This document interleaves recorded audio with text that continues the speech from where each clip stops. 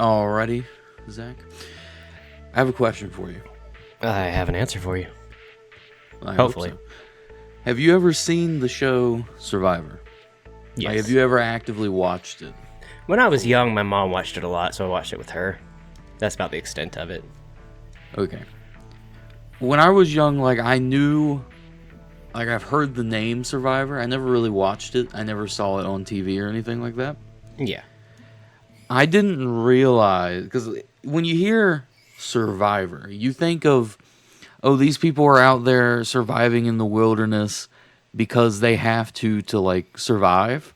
Mm-hmm. But in actuality, I think it's less of surviving in the wilderness than it is surviving a social activity with your tribe, which was very interesting to me because I've said before, Will Neff is my favorite streamer, but he streams the old Survivor seasons on Twitch, and he like watches them, reacts. And it's very cool and interesting because I never watched Survivor before. And so one day I just had his stream pulled up while he was talking about something else, and they went into Survivor without me noticing. And I start watching it, and I'm like, this is nothing like what I thought it was. Because I'm sitting here watching it, and I'm like, dang, I actually kind of fuck with Survivor. Survivor actually seems really fucking good. And it's weird because it's like, the whole theme is surviving in the wilderness, and of course, they are. But before you go out on Survivor, because I looked into it, they have you go through all sorts of training and like for basic structures and hunting and stuff. Yeah. And I think it's interesting and cool that like I like the concept of it. I think it would be really cool to be on Survivor. Obviously, get fit and go on Survivor. Because I'm like, I really love games like Among Us or, Mafia, stuff like that. Yeah. And all Survivor is that game, but for like 50 days. Yeah, that makes sense. Yeah, my favorite thing from Survivor is my when I was watching with my mom once, my dad, before they got divorced, came in. And they were doing the send-off where they, like, go in the little boat and then they, like, leave the group. And he's like, so what happens now? Do they just send them off into the river to leave them for dead? Well, that's the cool thing is like what you just said I have no idea about that. Because do you know how many seasons of Survivor there are without Googling? 23 off the top of my head. There's 45. Jesus. And I think that's just American Survivor. Yeah, because there's Survivor Australia, I know, and I'm sure there's others. Yeah, Survivor Australia is what Will Neff is currently on, and there's only 2 episodes left, and it is fire. I'm talking, he's on like the season that came out during COVID, and they are whipping idols out of their ass. So okay, so you know what idols are, right? Yeah, they're what, like, protect you from getting voted off.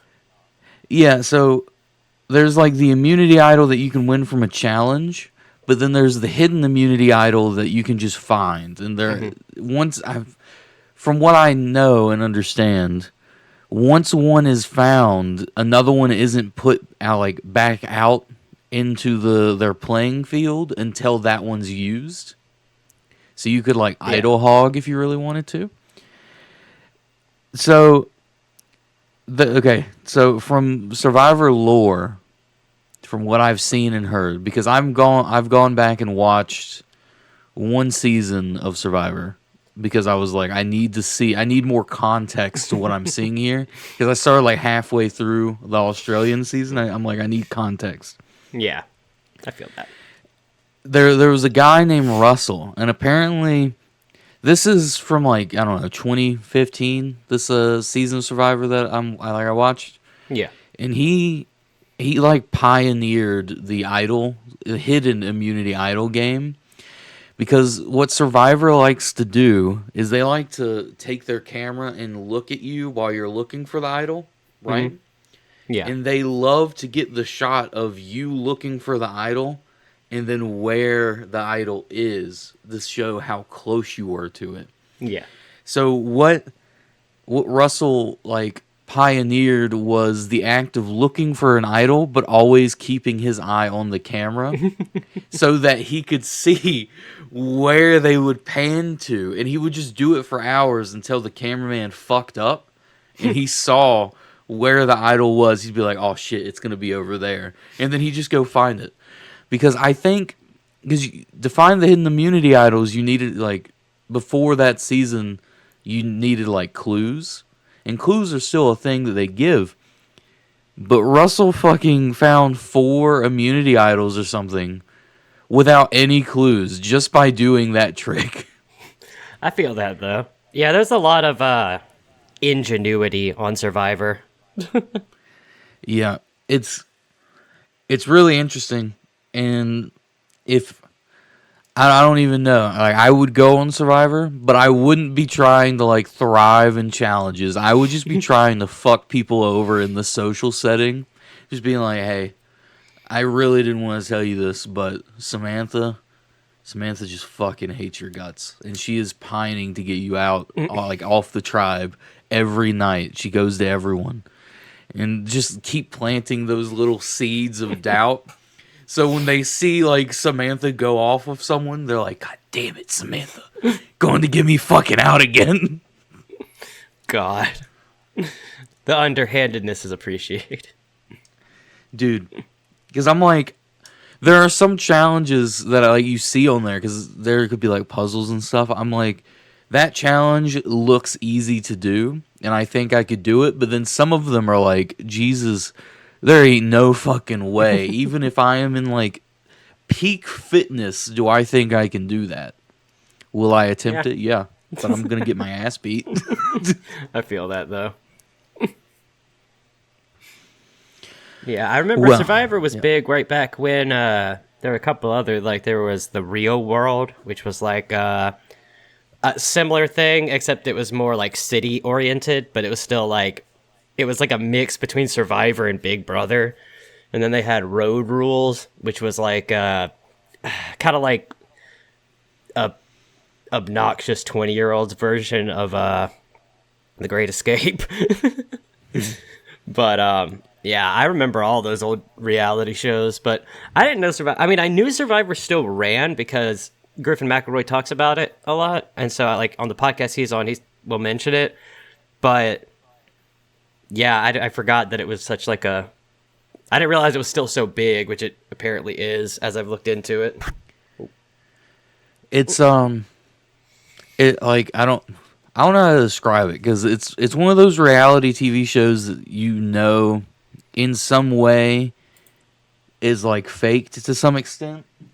Yeah. But I don't think it's faked as much as like, I don't know, like The Bachelor or something. You know what I mean? Yeah, I know what you mean. Also, there's all these little like fan-made curses and stuff like that. So it's like apparently during the seasons there's like you can win the car, right? But it's called the car curse. Because if you win the challenge and get the new car, you usually don't end up winning Survivor. Yeah, I feel that. And I don't know, it's all these little things that makes it very interesting. And I would enjoy watching, like, if someone got a group of YouTubers together, like Mr. Beast gets a group of YouTubers and they do Survivor. I think that would be pretty funny. Or Twitch streamers, but the thing with that is Twitch streamers and stuff, you know, they get paid by going live. So putting them out in nature for however many days it takes to do Survivor probably wouldn't be economical to how much they need to make, kind of thing. You know what I mean? Yeah, I feel that. Yeah, anytime you try to get a competition like that going, it's there's a lot more moving parts to it than you'd think.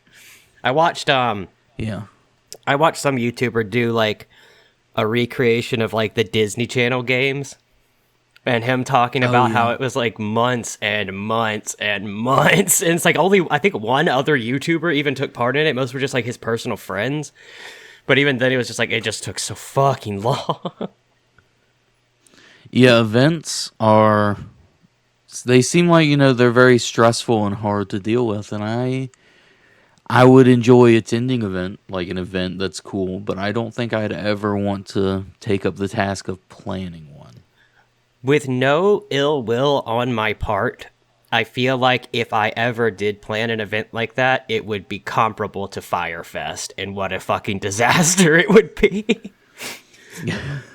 With no intent by me, but yeah, I think it'd just be like, what do you mean you only bought 400 sandwiches? We have 10,000 people coming. It's like, oh God, just feed them grapes. I don't know. Like, I don't know if if I were to run an event, if it would be good or bad, but I know the amount of time I would put in to that event would it would be like overworking. You know what I mean? Yeah. I'm like, I don't want any part of that. What am I seeing on your fridge? What do you mean? There's a big blue light on your fridge. That's my monitor. Oh, I got you. I was just curious. You can kind of see it moving around. Maybe if I open YouTube, it'll change. Yeah, see? There you go. Fair. I was just on the Opera home screen. But with all that being said, let me lead us into the podcast. Hello, everyone. This is the Fluffy Biscuits podcast. If you don't know who I am Nazir TL, otherwise known as Jacob, and I am here with my co-host Zach, who is also known on the internets as Pixelated Trash. If you would like to follow us anywhere else, you can follow us on Twitch at NazirTL, or you can follow our personal channels linked in the description or Twitter that we have started using recently. Do you have a topic for us? You have something to talk about? Kind of, yes. Well, I have a topic, but I also need a small tangent because you said that. I was on Twitter looking at the trending stuff to see what maybe I could say something about, right? None of it interests me, but I did notice trending was hashtag Femboys. It was like the second trending topic. I clicked on it, and it was nothing but dicks. Like, I have no problem with any of that. I just thought it was at least going to be people dressed up like femboys, you know what I mean? I didn't think X would allow you to just put a picture of you jerking off. No, you're wrong. You assumed wrong, my friend. Obviously, and I was like, well, I don't know what I expected.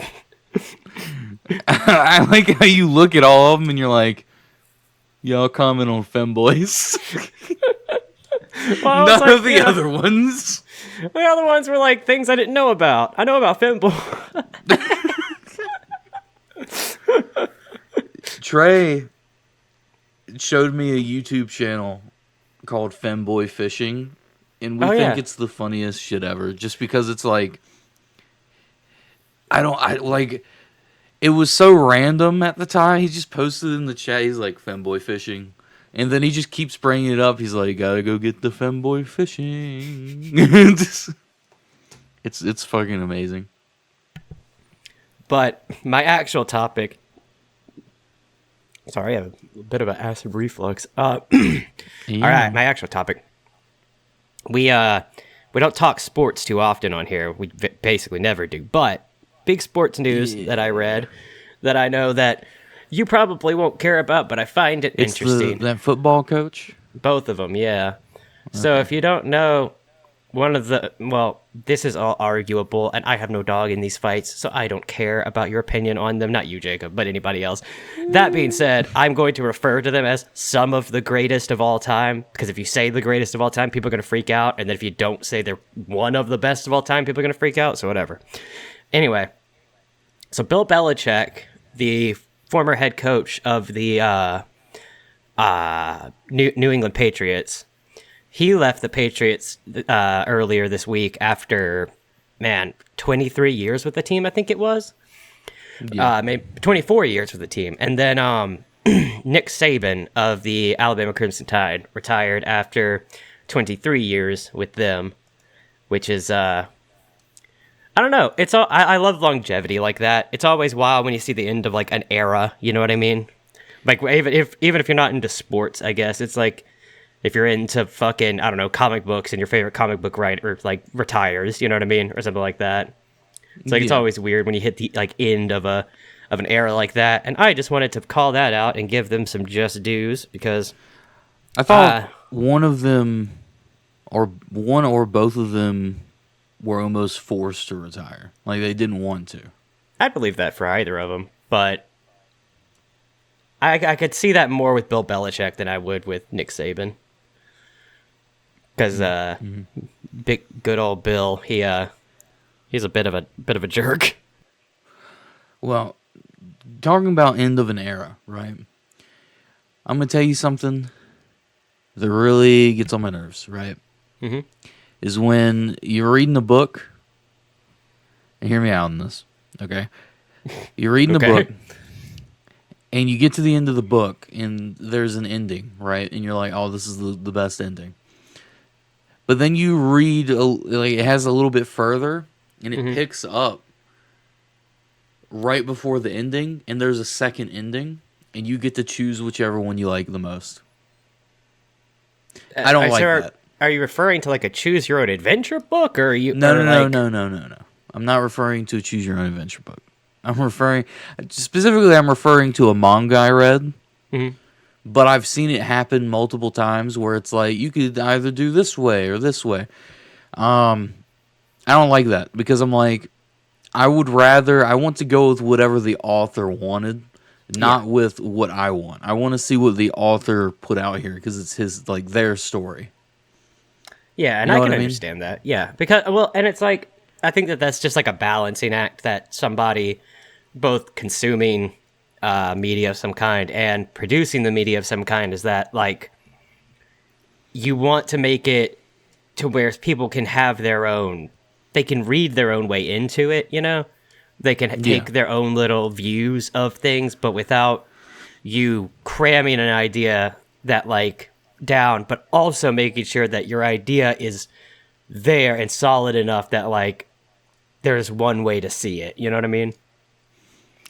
Yeah, I know. For instance, one of them was some sort of, like, slice of life manga, but the other one I'm thinking about is a manga called Batum.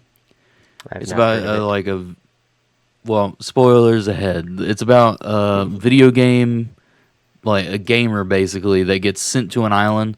Essentially, people can vote people via mail they'll kidnap them and put them on this island, and they have to fight like it's a battle royale. And they have to use these little grenades, and each grenade does something special. But when you get to the end of it, it comes to the pivotal moment of whether they're going to live or and win the game or lose. And it gives you two different endings. One where the main character sacrifices himself, and one where he doesn't. And I don't like that. I'm like, if the author wanted him to fucking die, I'd rather have him fucking die. I feel that, though. That's kind of why I enjoy Game of Thrones, because the dude is just like, oh, we got this cool character. Oh, he's dead. Now we got this other new character. No, that's actually, I will say, that is something I always appreciate in, and why I've always, like, kind of shied away from, like, the more shonen mangas, and really just, like, anything that is, like, I hate to say it like this, but, like, pure network TV nowadays, because it's like there is a very significant lack of stakes in a lot of these. I feel like I repeat this every time we talk about this kind of stuff, but it's like I agree with that from Game of Thrones, where it's like there were real stakes where people actually died and things actually went wrong. Yeah. And that's always better to me than... I only... Like manga, for instance, if you're talking about Full Metal Alchemist, right? I wouldn't care. Like, I don't care if anyone dies in that, because that's more about, like, that's not part of the story. Is if someone dies. Like, if it happens, it's probably a side character, but you're really reading to find out where Ed and Al go. Yeah, that's fair. But if it's like a psychological thriller and it's going to, like, kill someone and bring them back or something, then I'm like, okay. Or if, like you said, if Black Clover's like... Oh, the best instance of this is Naruto, right? Yeah.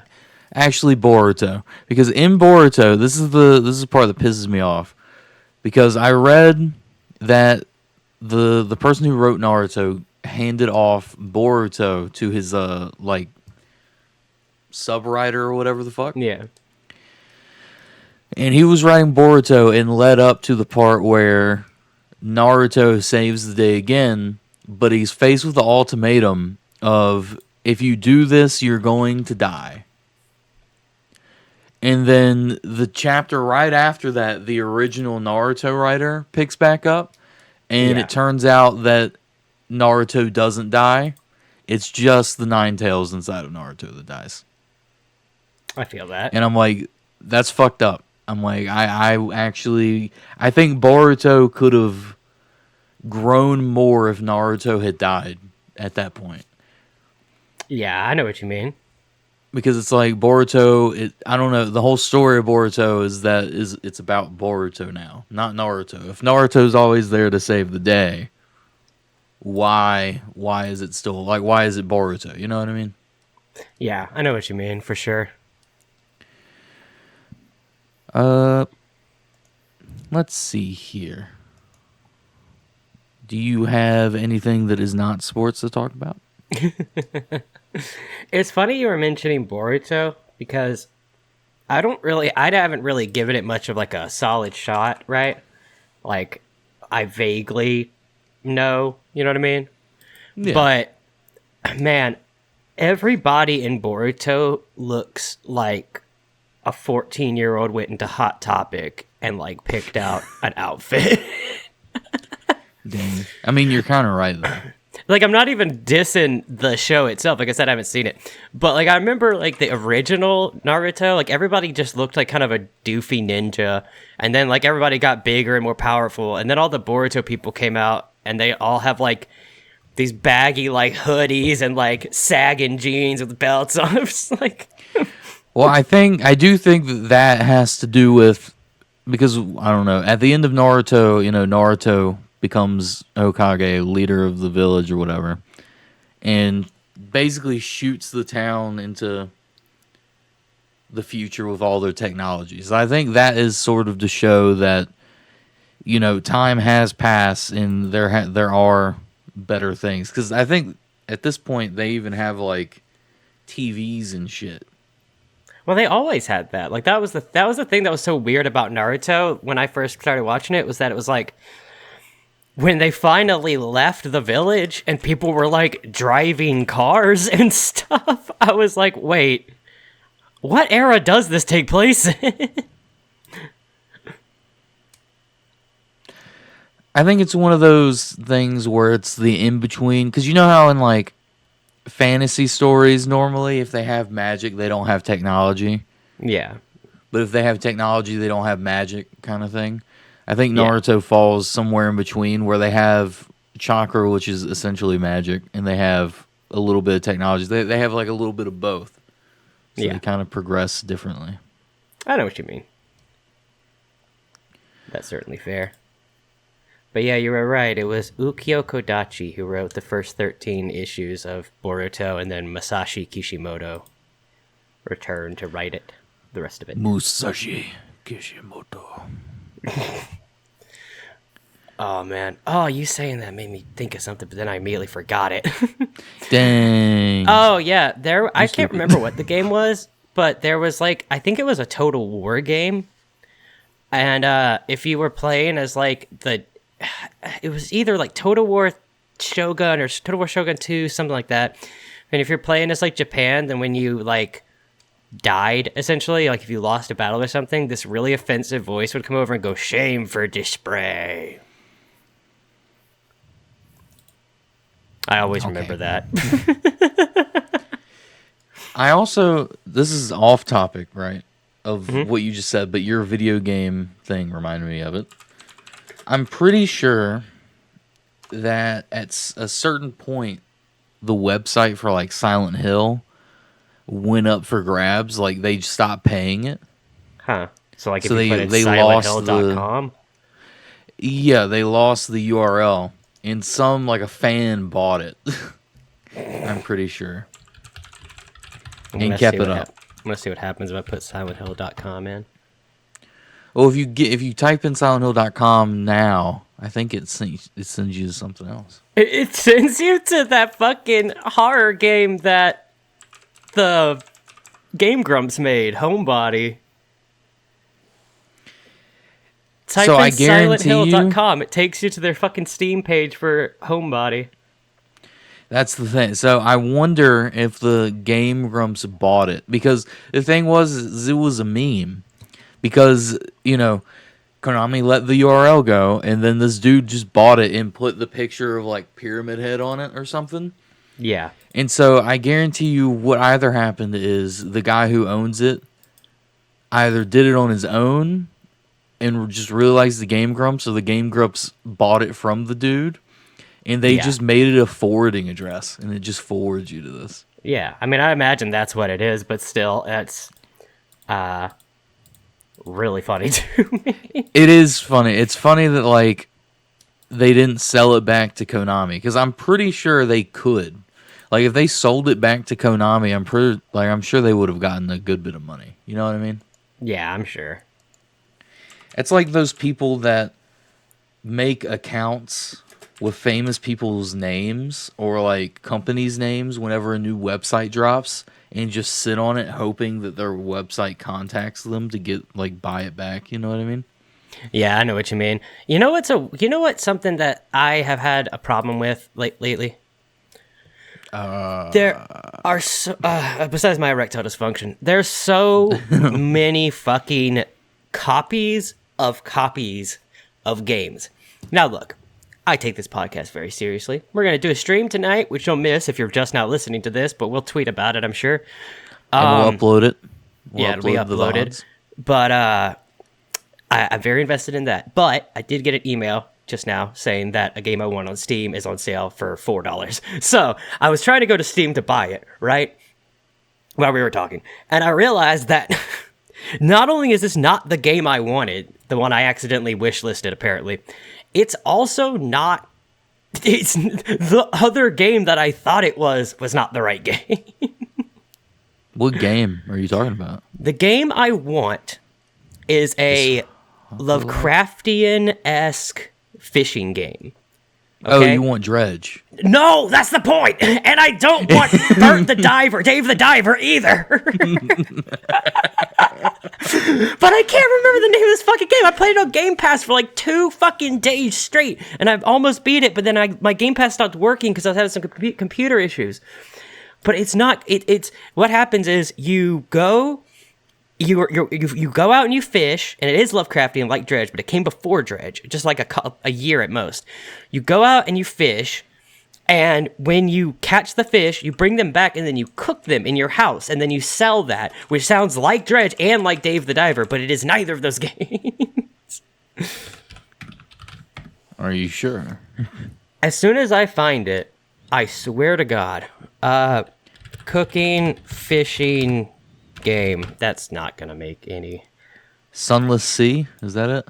Nope, I have that one though, actually. Moonglow Bay? Moonglow Bay! There we go! Finally, after a month of looking for this fucking thing. That's funny. I like how you describe it and I go, Dredge. And you're like, no, it's not that! That's amazing. I had so much fun with this game. Apparently it doesn't have great reviews, but I had so much fun with this.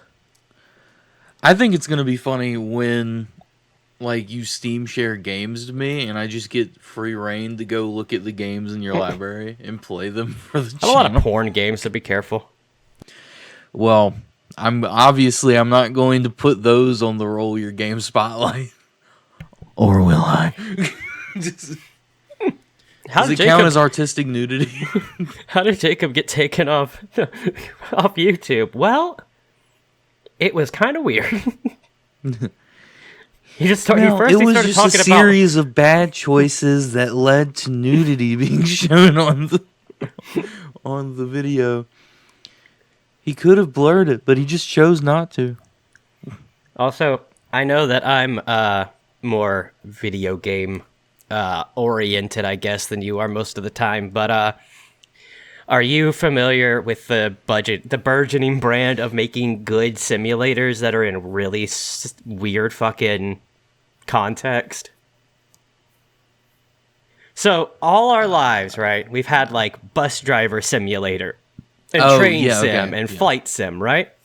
And then like farming sim, the goat simulator. the early tens, right? We started specifically from Germany and Poland and Austria. We started to get a lot of knockoff sims, right?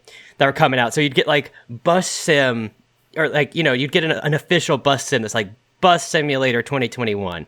But then you'd also get like Bus Driver San Francisco 2021, which is like a terrible knockoff. You know what I mean? Like shovelware. Yeah.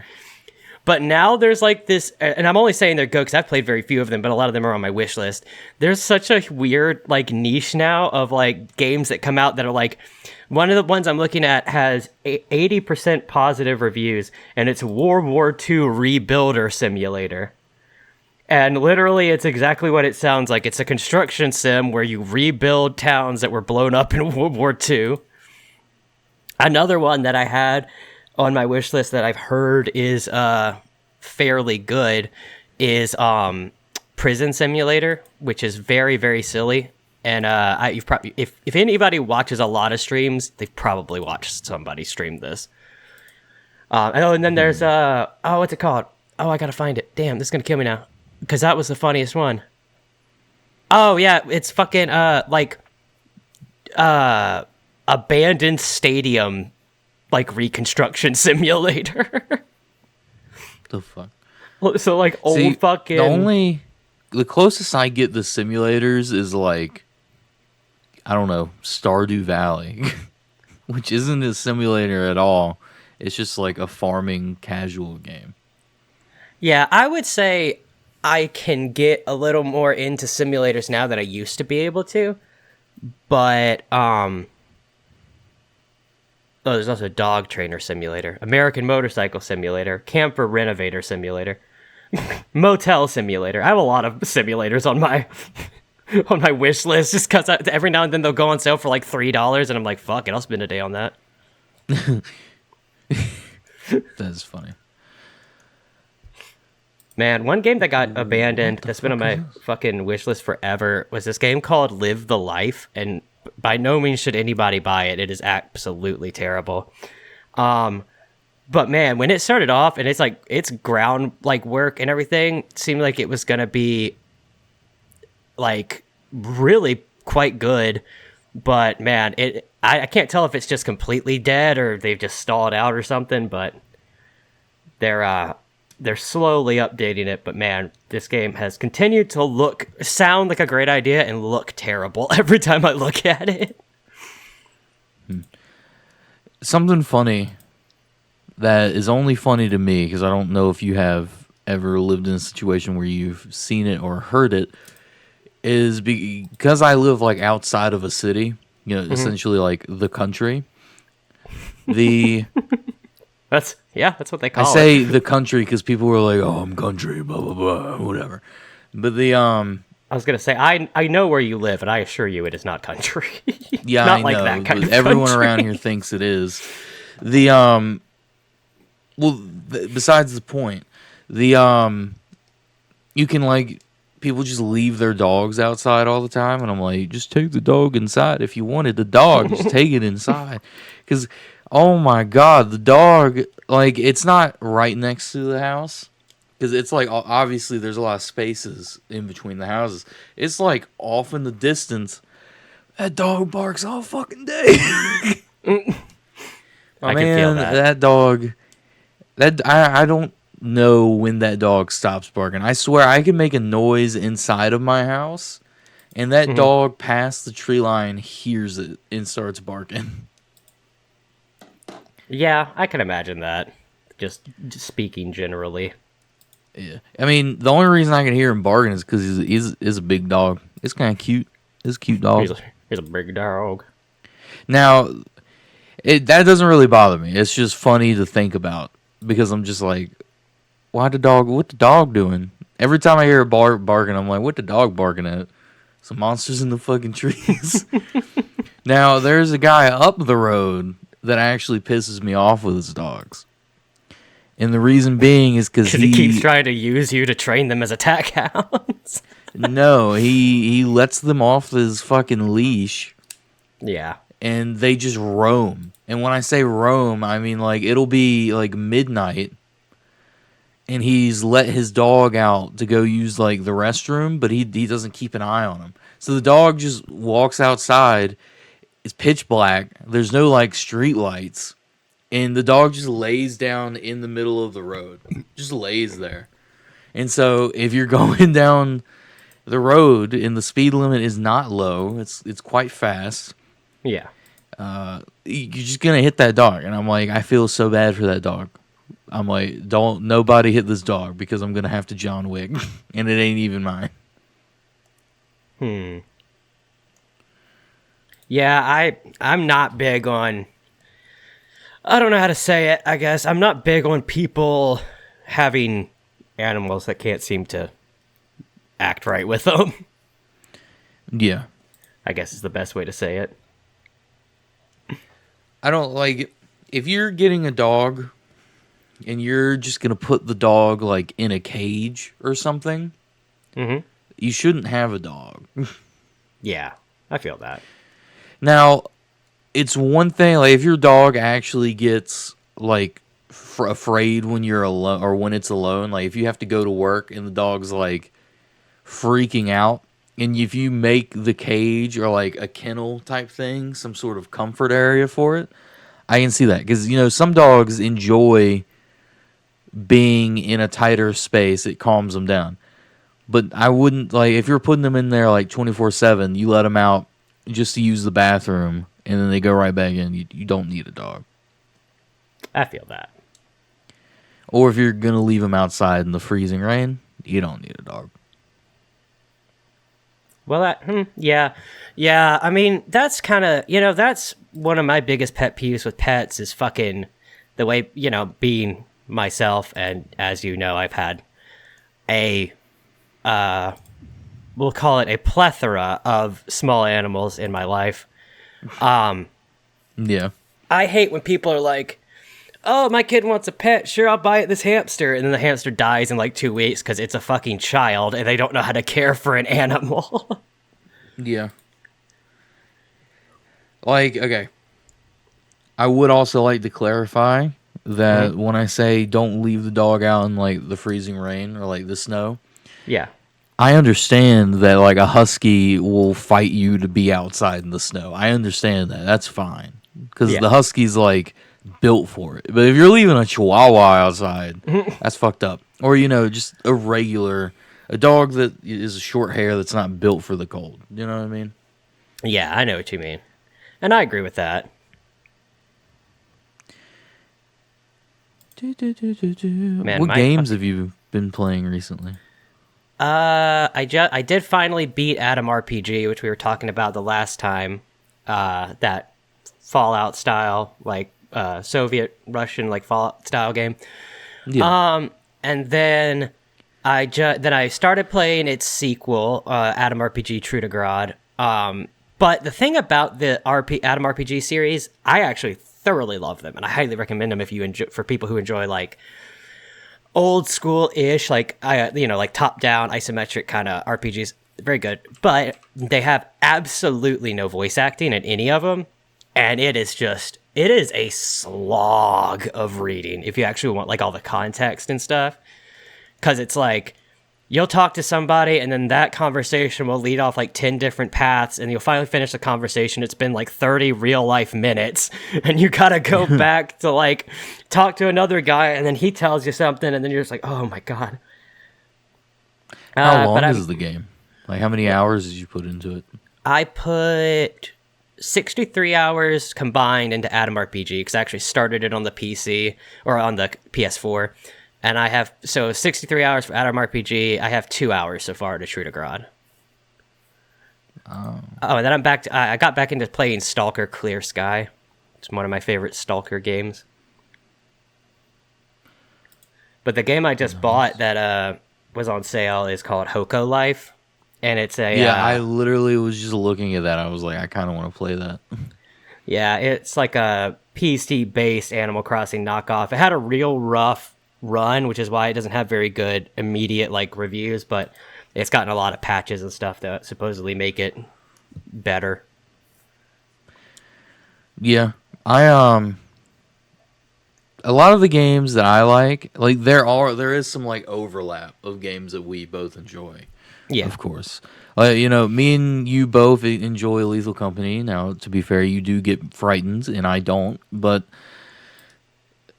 we enjoy farming sims, like Stardew Valley and stuff to an extent. Yes. Of course, that is the thing.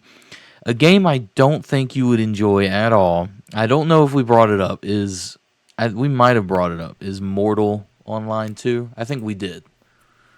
We brought it up just to like look into it. Yeah. I really want to get that game. I keep bringing it up, but I'm like, I need it to get better. I fucking need it to get better. Yeah, it looks like exactly the kind of online game that I do enjoy, where it's just, you're kind of like running a world together, but like as in the universe, not like the server, but like running a universe together. But yeah, just the sheer, like, everybody we were talking about it yesterday when I was reading about it. It's like everybody in the description specifically leaving reviews being like, yeah, I just can't get shit done because everybody just kills me. It's like, yeah, that's why it's like, I think I'd be into it if it could better balance PvE versus PvP. Not necessarily have like dedicated servers, but maybe just like isolate it, kind of like the Elder Scrolls did, like make it like specific areas that have that. You know what game we should play?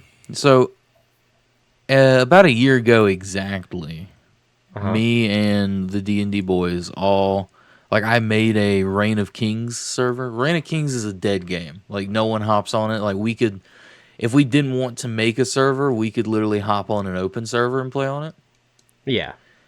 But it is essentially PvP and PvE. And what we did essentially is we just all hopped on the server, made our own houses and our own like alliances, and just fucked each other. Just literally just fought. I feel that. Yeah, I mean that would be fun, and like especially on like a private server or like a dead game, that kind of stuff can be a lot of fun. In fact, I was looking through so I could figure the names out of them, but there's 2 dead MMOs that I got into after they died and have played a lot of. Let's see. One is called I just saw it. The Black the Black Death. I haven't played it since 2020. Apparently, it got sold off to a new company, and they were trying to kind of remake the game. But the last thing they posted about it was July 7th, 2021. And the other one was a really shitty knockoff. It was this like Russian knockoff of DayZ. But since there was nobody on it, all there was to fight was NPCs. So me and a good friend of mine who unfortunately doesn't play games anymore, he got kind of out of it after he got a little older. But we got on and would just like wreck the server because all you had to fight was just the fucking NPCs. So we never had to really worry about doing too much to to get through that. But that was called Next Day. But yeah, it was like a shitty DayZ ripoff. Oh, actually, in March 7th, 2023, it got right here that I want to interrupt you with, called Reign of Guilds. And when I was pulling up the Steam page for Reign of Kings, it popped up. And it's in a playtest right now. Oh, no. And it's an MMO that's similar to Lost Ark and Black Desert Online. And I'm like, dang, it's free right now. I kind of want to play it. Just to try it. Man, it genuinely just looks exactly like fucking Black Desert Online, except first person. The funny thing is when I looked at it, I was like, dang, is this just Reign of Kings, but MMO? And it kind of looks like it. Dark Magical Middle Ages. Open world, castle sieges, economy and diplomacy, merchant, and craft association, shirts and mercenaries, counters, courts of king. Choose your side. Oh, man. I'll probably play it for a minute. Not right now, obviously. I'll try it out. 60 castles, 14 counts, 1 king. This looks, maybe. I was really sad that I was really sad that they kind of stopped trying to bring Phantasy Star to the West. Because they brought that Phantasy Star Online 2, that new Genesis, whatever it's called, but that is... Their microtransactions in that game are insane.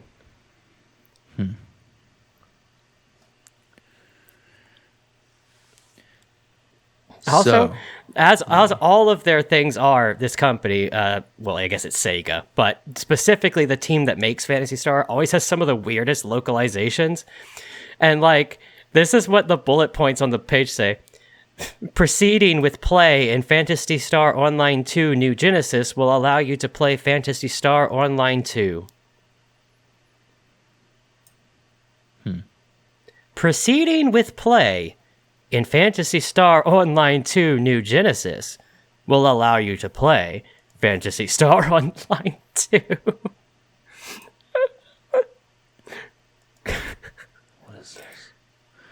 I enjoy how games like Smite now are partnering with VTubers. Because there's Smite X V Shoujo, which is a VTuber thing. I told you how VTubers can stream IRL, but they can't show their faces. They have to wear like a medical mask or something. Yeah. It's very funny. Because it's like you're already going that far. You're already showing like your face. You're just covering your mouth and nose. If anything, you should be covering this part of your face because this is what, people can identify you by this. I'll tell you, man. That is something that I'm sure it's not actually dead, but I don't keep up with it, so I don't care. But I am so happy that the YouTube world of like, get me to 2 million subscribers and I'll do a face reveal has like kind of dropped off. I've appreciated the lack of that. Yeah, I enjoy that too because I'm like, I don't know, it's intriguing because you're like, ooh, there's that natural want to know what someone looks like. Yeah. But if someone has a unique enough voice, you can tell who they are without even knowing their face. Like, you can just be like, you're that guy. Like, that's definitely fair. Daily dose of internet. You'd be able to tell who he is. Also, did your webcam freeze? It froze for me. Oh, there. Not for me. Okay. Make sure the recording's fine. Yeah, everything looks good. Okay. But I agree because Dream, that Minecraft person that got roasted by the Amazing World of Gumball guy, which I thought was amazing and funny in multiple different ways. Fair. I think he did a face reveal and then he goes, I'm putting back on the mask. I'm like, that's not how that fucking works, buddy. You already showed your face. What do you mean you're putting back on the mask? No, that was always so funny. I don't remember if you remember him. He's long since been canceled. But Cryotic, that guy who used to play a lot of games with PewDiePie.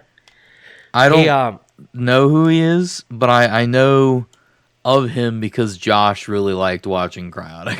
Yeah, he got super canceled. But he had like a face reveal thing like forever that he would just always kind of hint at. And then to the best of my knowledge, I don't think he ever did like ever do one. Huh. So, take that for what you will. Maybe because he was doing so much sketchy shit, he didn't want people to recognize him. What did he do? A lot of grooming, and he just real inappropriate to people significantly younger than he was and stuff. Makes sense. And then he tried to apologize, but it kind of was like that Colleen Ballinger thing where where it was like more people were laughing at the apology attempt than actually believing it. You know what's funny is that his avatar looks very similar to Dream. To Dreams, yeah. Like they are the same person. It's not even similar at this point. It is just generic white guy with a green hoodie and a white mask, and then it's both the same. Yep. No, I completely agree.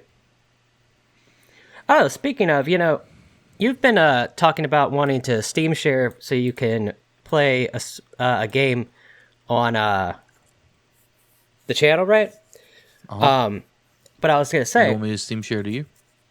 No, what I was going to say is this. Check out this game. Because it looks like a better version of... I don't want to spoil the game in case you do play it, so... But this looks like a better version of that, and it has much better ratings, too. Having played the game in question that you want to play, it just looks better. So I was just going to link it up to you. This does look good, but this isn't the specific game I wanted to play. Yeah, I know. I'm saying that... No. As in, like, I wanted to... It was a farming sim. I thought you wanted to play Traveler's Rest. That is one of them, but that wasn't the main one. Oh, okay. My bad. The one I'm talking about is Sunhaven. Oh, yeah. Yeah, my ex-girlfriend beat that on my account, but I've only played it a little bit myself.